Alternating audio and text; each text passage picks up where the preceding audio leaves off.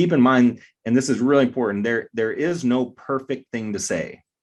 Okay, there's no perfect thing to say. So expect to say something wrong, expect to explain something silly or misrepresent something or whatever, or cause an emotional response in them. That's totally fine. What they really need is kind of like what you mentioned earlier, Sherry, is to provide the invite to talk about it, because it assures them that it's okay to bring it up and to ask questions, and especially to ask for help in the future. If they don't feel that it's safe to talk about it, they won't talk about it. The dance, how much info to provide. So I like the very helpful information, and back to your question too, Sherry, about what's an example of misleading or soft selling, is really thinking about it as a dance. It's a perfect illustration to think about. Any good dancing partner will take one step forward, and the partner will take one step back, and they'll move in sync, right? But if you take too many steps, you're going to look terrible dancing, right?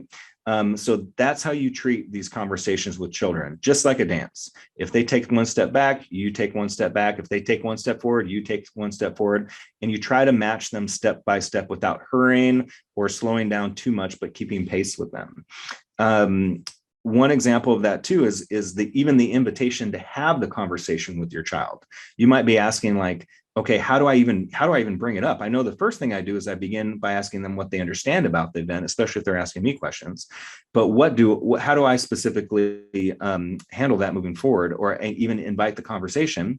And an analogy would be, if you're going to a school dance, and if you go up and you ask a girl or you ask a guy to dance, you invite them, would you like to dance? And if they say no, you don't keep asking them, are you sure? It really benefit you if you dance with me.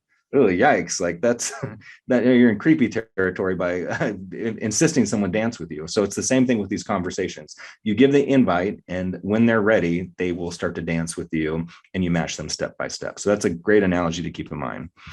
I like that of, even if they don't want to talk at that moment, you've brought it up. So you're saying to them, it's safe for you to talk to me. I'm open to talking about this. Absolutely. Yeah, that's a really important point, because by not offering that invite or not making them feel comfortable, then you're right, it will prevent them potentially from seeking help in the future from you about this topic. Great point.